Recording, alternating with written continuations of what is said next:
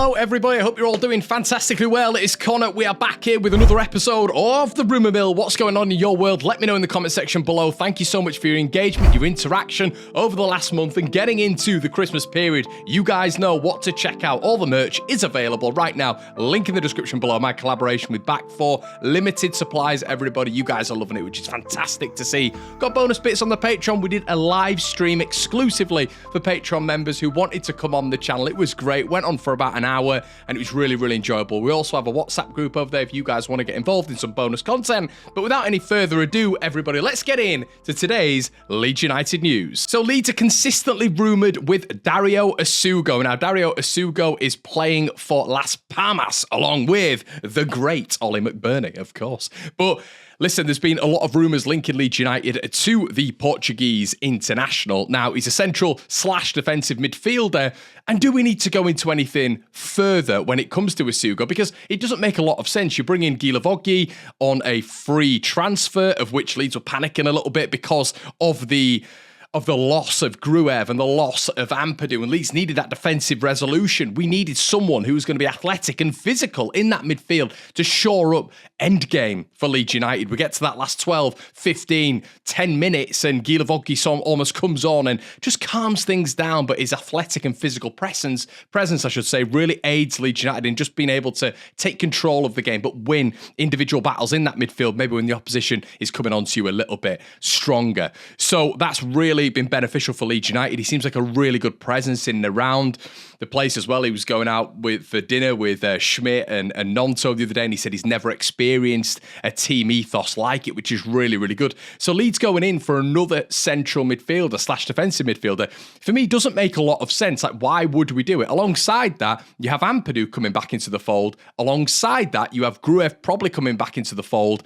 in the next 2 to 3 months as well. So I don't see Leeds doing anything central midfielder-wise, defensive midfielder-wise, and why would we do that? It doesn't make a lot of sense. So for me, this is a little bit of a non-story once again. Now, Salzburger Nachrichten is a publication out in Austria, and they are suggesting over the last couple of days that the interest is very real and very hot for Max Wöber. Some publications out there going as strong as to say it's almost imminent for him to be going out there to, RB Salzburg. We mentioned on the channel before, is the Red Bull link going to help that? Is it going to maybe drag down the price, the valuation?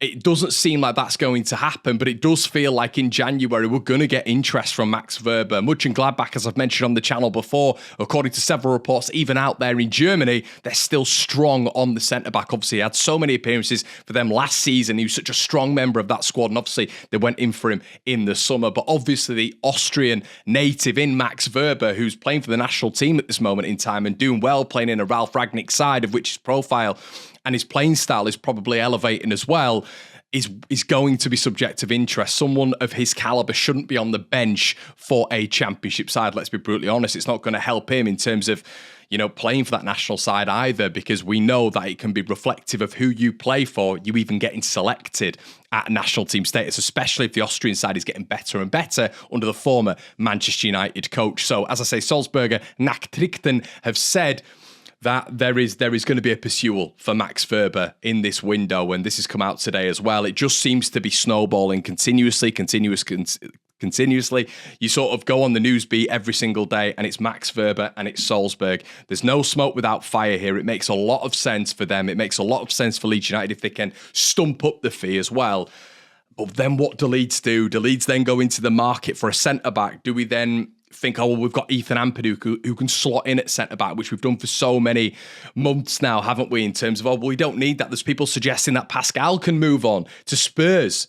If we can put Ethan Ampadu at the back, we can regain that Ethan Ampadu and Joe Rodon partnership again. Well, what would you guys do? Would you be happy with Strout and Wöber leaving in January, or would that be absolute suicide? Let me know in the comment section below. But Max Wöber, do Leeds now need to go and get a replacement for him if he is to leave, which it looks likely, or does Ethan Ampadu suffice? Kellerer Rumors to Leeds United seem to be hotting up again. Obviously, there is a bit of an Irish connection with Leeds United. Kelleher, obviously the Republic of Ireland #1, but he's been such such an unbelievable replacement for Alisson at Liverpool. Is this likely? For me, we've reported on it before, but there's no way this happens. There's going to be so many clubs after this guy's signature. The best number 2 in the world. Kelleher apparently has been valued at around about 20 million. Liverpool are willing to let him go, obviously, with their number 2 goalkeeper that is coming in very, very imminently as well. So I don't see how Leeds get this done unless Leeds United got to the Premier League and then we're able to put some real money into it and get him over the line. For me, there is an obvious target of which I would be going with in this window, of which we're going to put out in a later video. So make sure you keep an eye on that, everybody. It's going to be Leeds United's January recruitment plan, what I would do for that period. But right now, I don't think Kelleher's likely. It makes a lot of sense for Leeds. Trust me, if we get Kelleher done, but that just won't happen. There's a lot of reports today linking us with Kelleher. I'd scratch that off your card, everybody. Just don't see it happening. Now, the Yorkshire Evening Post as well the other day were reporting on Red Bull and their investment stake. Is it going to increase? Is it going to decrease? Well, according to the YEP and according to a couple of other sources as well, this is not going to increase whatsoever. Red Bull don't have any interest in increasing that stake in Leeds United as of yet. Now, that is key noting, as of yet, because we don't know how this is going to progress. Is there going to be a point of which the San Francisco 49ers enterprises think, nah, we're done with this. We can't be bothered with it anymore. Then you have that link there with Red Bull. Would you like Leeds United? Look, if you give us a price, and that's why with ownership, you can't really get invested, literally, in believing everything they tell you. You know, you can have a little bit of faith, a little bit of hope, which we all have when it comes to Leeds United and ownership and maybe getting us to a certain level.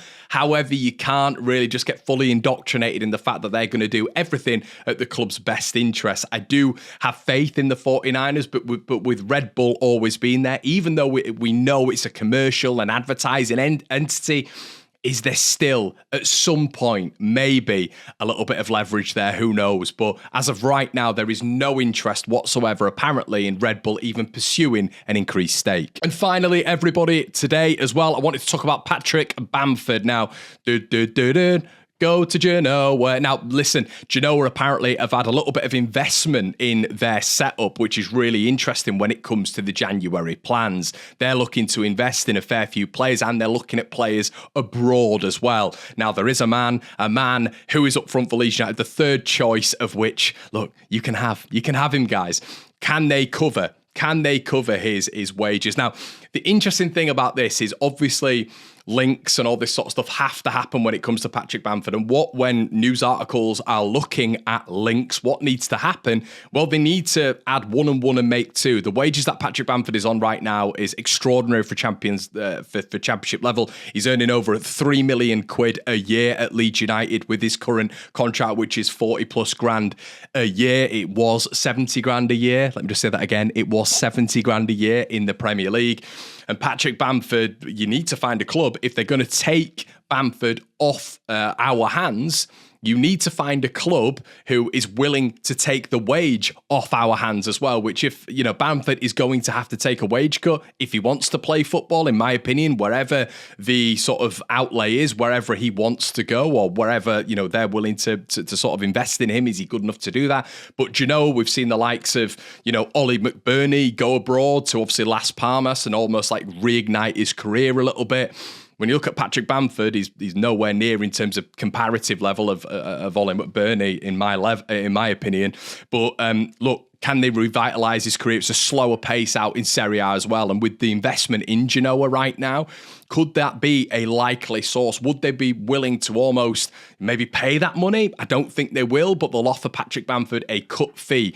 And apparently, according to reports as well, everybody, Wrexham are looking at him. Now, we did something. Now, I'm not saying these are clear reports, and I'm not saying these are absolutely clear links as well, but we did do something, an opinion piece on a wealthy League One club potentially coming in for Patrick Bamford. We did that about 3 weeks ago. If you OGs remember, it was to Birmingham, and it just feels quite coincidental that Wrexham have just been plucked out of nowhere. Now, maybe it's just I'm looking too deep into it, but Wrexham have just been plucked out of nowhere. A League One side with a bit of money as well. So yeah, there you go. Maybe Wrexham. I maybe think that's clutching at straws potentially.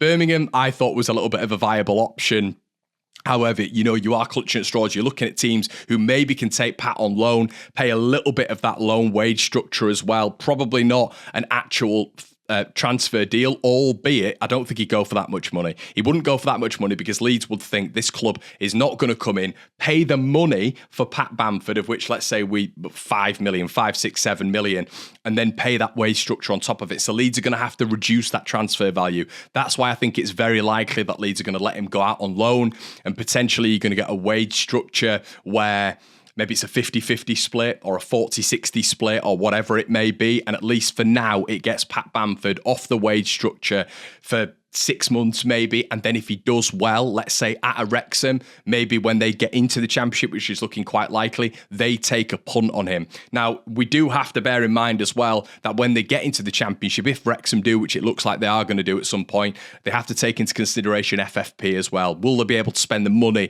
on Patrick Bamford? League One and below, they don't have to, there's no consideration with FFP. It's Championship and above, which is really interesting there. So Genoa might be the likely option. Wrexham is there, but I think that might be probably loan right now in terms of just covering that payment plan that we might have with Patrick Bamford. But Genoa, maybe with that recent investment, could they come and take it all off our hands? Please come do that. And alongside this as well, everybody, when it comes to Patrick Bamford, it looks like apparently he's held talks with Daniel Farke about his future. Farke, essentially, according to some reports today, wants Patrick Bamford to stay, which bizarre if we can get good value for him, but I guess it falls into the melee bracket, of which Farke's called him the best goalkeeper in the Championship, and essentially, he will follow him whatever happens, which, come on Leeds, let's get this sorted out. The two weaknesses in our team are melee and Bamford. Let's get that sorted out. But apparently Bamford has held talks with Daniel Farke about his future. Interesting. Everybody, let me know what you think in the comment section below. We have got your watch along and all the good bits coming up over the weekend period. Your instant match reaction, your 3 things which you guys are loving at this moment in time. Thank you so much for joining. I'll see you in a bit. Cheers.